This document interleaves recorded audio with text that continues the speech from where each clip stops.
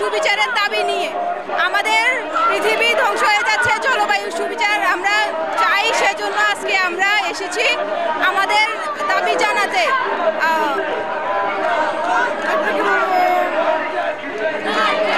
আমরা নবাব জাস্টিস চাই, জলবায়ু নিয়ে আমরা জাস্টিস চাই, সেজন্য আজকে আমরা এখানে দাঁড়িয়েছি, কর্মসূচি পালন করছি। বৈশ্বিক জলবায়ু ধর্মঘটের জন্য প্রেস ক্লাবে একত্রিত হয়েছে। এখন পুরো বিশ্বে 100টার উপরে দেশে জলবায়ু ধর্মঘট হচ্ছে এবং বাংলাদেশে 41টার উপরে জেলায় জলবায়ু ধর্মঘট পালিত হচ্ছে। আমাদের জলবায়ু ধর্মঘটের উদ্দেশ্য হলো জলবায়ু সুবিচার নিশ্চিত করা এবং নবায়নযোগ্য জ্বালানিতে বিনিয়োগ করা।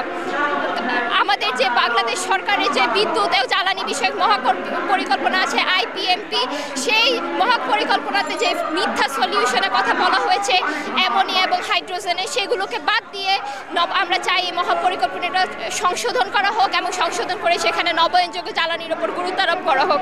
আমরা চাই উন্নত বিশ্ব এবং বিশ্ব নেতারা তরুণদের ভবিষ্যতের কথা চিন্তা করে, শিশুদের ভবিষ্যতের কথা চিন্তা করে অতি দ্রুত জলবায়ু সুবিচার নিশ্চিত করুক এবং জলবায়ু কর্ম প্রক্রিয়াটা শুরু করুক।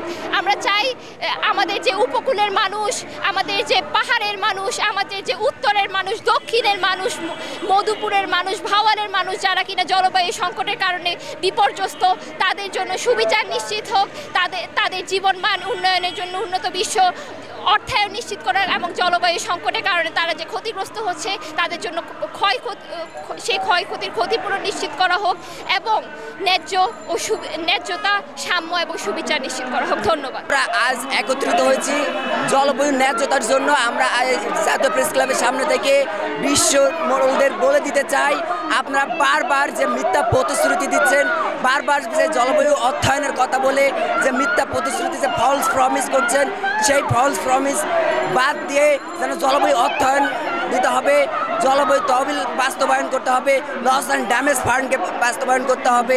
যুবরা আজকে সোচ্চার হয়েছে, সারা পৃথিবী একযোগে একসাথে এই জলবায়ু ন্যায্যতার কথা বলছে। বাংলাদেশের 41টি জেলার তরুণরা আজ রাজপথে বাংলাদেশের সমস্যা, জলবায়ু সংকটের কথা বলছে। টেকনাফ থেকে তেঁতুলিয়া, শ্যামনগর থেকে সুনামগঞ্জ, বাংলাদেশের প্রতিটি অঞ্চলের মানুষ এই জলবায়ু অভিজ্ঞতা ক্ষতিগ্রস্ত।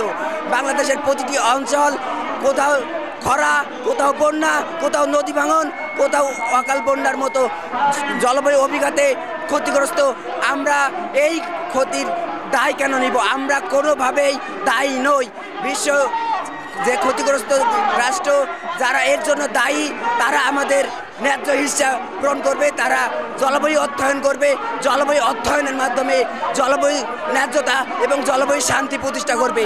জলবায়ু ন্যায্যতা এবং জলবায়ু শান্তির জন্য তরুণরা আজ রাজপথে নেমেছে। যতক্ষণ না জলবায়ু ন্যায্যতা এবং জলবায়ু শান্তি প্রতিষ্ঠা হচ্ছে, যতক্ষণ না জেন্ডার জাস্টিস প্রতিষ্ঠা হচ্ছে, যতক্ষণ না ওয়ার্কার জাস্টিস প্রতিষ্ঠা হচ্ছে, যতক্ষণ না সোশ্যাল জাস্টিস প্রতিষ্ঠিত হচ্ছে, ততক্ষণ আমাদের এই আন্দোলন চলমান থাকবে।